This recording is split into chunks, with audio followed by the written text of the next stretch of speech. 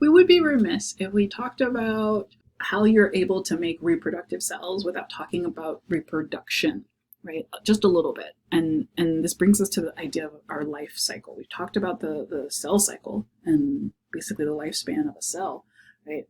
What now we're talking about multicellular organisms, and the lifespan of these organisms and when they make sex cells, right? When does it happen in their lifespan? We know when a cell reproduces, but when does a human start to reproduce, right? When does a multicellular organism begin to reproduce? And it really does depend on what type of group you're in. We have species that are diploid dominant, and so most of their lifespan, they'll be diploid, but they will spend some of their lifespan haploid.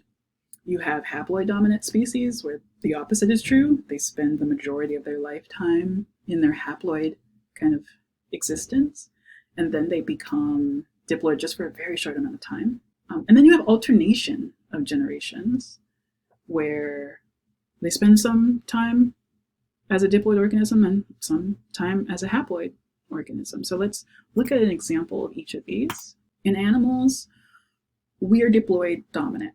We spend our entire existence as diploid individuals, and we make a subset of cells that are haploid. These are our gametes. They're special, and they, that's kind of for the purposes of our class. That's as much detail as you need to worry about knowing. With our haploid dominant species, the opposite is true. Like I said before, they spend the entirety of their existence in haploid form, and they make some specialized cells that are diploid. And so, yeah, you can think about that every time you bite into a delicious mushroom. Many of our fungi are haploid dominant, and some of our protists also. Think back to Bio-22. One of the cool things about haploid dominant species is that they time in which they spend being diploid is incredibly short, right? So, like I said, they make this kind of diploid cell here that exists by itself for a short amount of time before it divides via mitosis into a multiple. The diploid cell is here in blue. It undergoes meiosis, becomes haploid, and then these haploid cells rapidly multiply and disperse, and that's how you're able to, make a living as a fungus. So your spores are going to go through mitosis to produce a multicellular organism that is haploid. Alternation of generations is what we observe in plants and some algae.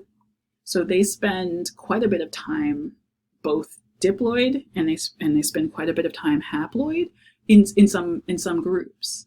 But even within that, you have variation. And those of you who took Bio-22 know all about that. We go through plant diversity and recall that we observed both with our plants. Multicellular diploid organisms were called sporophytes, and our multicellular haploid organisms were called gametophytes. That's all you need to know for the purposes of this course, but this is very relevant for Bio-22, so keep that in mind. Don't forget it. Don't just learn it once and then forget it. And in the next video, I'll talk about variation in chromosome structure and number.